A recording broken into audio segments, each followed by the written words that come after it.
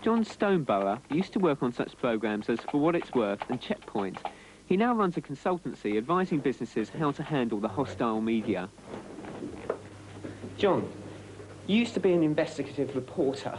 What kind of techniques are used in programmes like The Cook Report and Watchdog? Well, the most famous technique, as you call it, is probably the doorstep. Now, the rationale behind the doorstep, the official rationale, should I say, is that you are giving whoever the target of a program is the last opportunity to answer certain questions which hitherto they have not wanted to answer.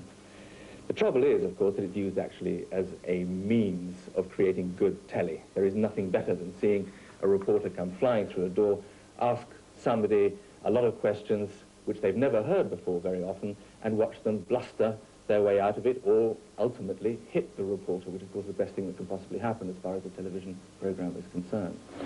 Mr. Korsgaard, perhaps you'd like to... Go away! Perhaps you would like to have another opportunity. Get up! Leave me alone. I've had 3 corners. I don't want to... Get up! Programs are under a great deal of pressure. If they use a lot of doorsteps, then the public, it seems, expect them to have a doorstep in every program. And after a while, you start watching a program for its content and more for whether the report is going to get punched up at the end. So there's a lot of pressure on the reporter and on the researchers to have some kind of exciting end to every item that he's going to do. So what happens then is that you have to provoke doorsteps. Now, the way that this is very often done, and it's terribly easy, is you ask somebody for an interview and they don't really want to do an interview. And you then continue to provoke them until they get cross with you. You then turn around and you say, he wouldn't do an interview with us. I think we really ought to go and ask him these awfully serious questions. And we've seen lots of reporters doing that, a statement to camera before they go in the door.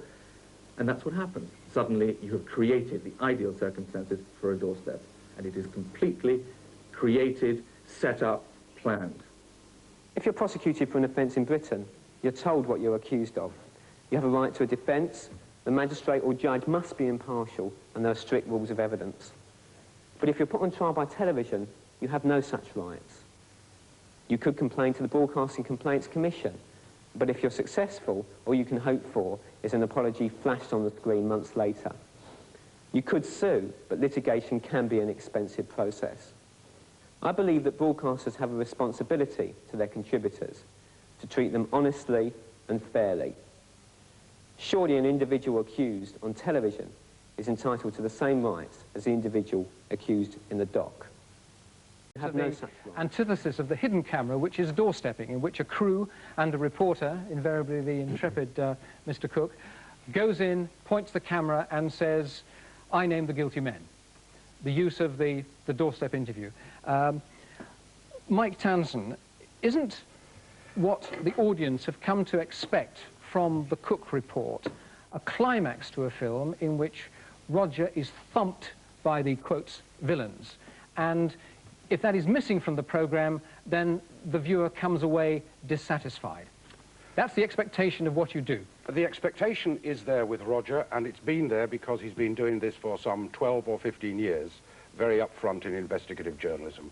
On that precise point, that is not actually the reality. Half the Cook reports have no confrontations at all, because the programme was made without the use for them.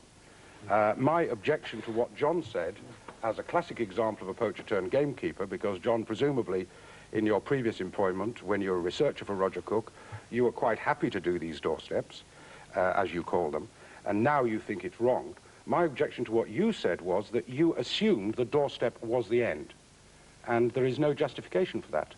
Well, the doorstep is invariably the end. That's really all that's ever wanted. But Mike says that half of the programmes don't involve that sort of confrontation. Well, there's a kind of smugness about Mike. I mean, he's been at the rough end of, let's call it the provisional wing of public service broadcasting for quite a long time. And so his attitude is the sort of attitude I would expect. But the point is, it is not only villains, as you call them, who are doorstep. Now, almost anybody who we seem to object to in a film gets doorstepped if they refuse to appear. There's an absolutely classic example in one of the programs you made about Ativan, where you doorstepped, in inverted commas, 2 doctors. Now, one was a lady doctor. I don't know whether you'd ever approached her before for an interview. And even if you had no business bouncing up to her like that and asking her to defend a medical decision. It was not the proper forum. John, may I just say that in that particular case, the lady doctor, as you raised it, the lady doctor in that particular programme had not been approached. She had not been approached for an interview, and Roger stopped her as she was getting out of the car. I mean, why couldn't Roger have, or one of your researchers, rung that doctor, gone to see her and said, would you mind sitting down while I ask you these considered questions? She says that didn't happen. Why not? The doctor is a very good case, and I'm sorry she couldn't be here this evening. In that case, or let me say first, we do always ask people whether they will be interviewed first. She says that you No, didn't. just let me finish, Peter. And this is a rule we have. There are occasionally exceptions to this, and in the last 3 years, the only exception has been that woman to John. and the other doctor. And what I find particularly objectionable about the Cook report, or any kind of doorstepping, is this sort of emotional thing that you plunge a microphone into somebody's face who's totally unprepared, who may themselves be in a state of distress. It may be on a complicated matter, perhaps of a fraud. When Cook simply pushes a microphone into somebody's face and says, explain your actions, how is that person within the context of that brief amount of time supposed to be able to do it? They're ill-prepared. What's the value? What is the it? value? There is a picture that's very answer, clear please. of the prosecuted, right, and the prosecutor, and the person hasn't got the chance, really, to logically and coolly reply to. No, but what you do is you paint a picture that it could happen to anybody. And the answer is it couldn't happen to anybody. We don't start, as John suggests, despite the money he now makes, we don't start from the premise of the doorstep. We start from the premise of the subject. 9 times out of 10, probably 10 times out of 10, we would actually prefer to sit down somebody and interview them. And we go to great lengths to persuade people to.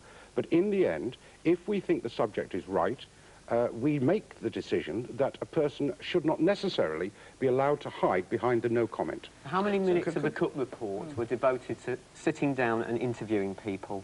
In this series? Yes. No, I couldn't answer that because it's so much. No, it's not. I'm sorry, it is so much. What you should have done, with respect, without slanting it, is you should have put the question the other way round and asked how many minutes were devoted to what you describe as doorsteps, and the answer in the whole series is probably 6 minutes out of 3 hours. Can I just ask a further question? Why Sorry, does Cook persist? When a person makes it clear that they don't wish to be interviewed, and it's very obvious that it is going to descend into some kind of physical violence, why does Roger Cook still persist and the camera still goes? It's that moment, that's that sort of build-up. I mean, the issue to me is very simple. We have every right to seek an answer and not let people gentlemen, I'm sorry, hide behind no Roger comment. Cook will have to leave the stage for the moment because I want to move on to the broader issue of what people call trial by television.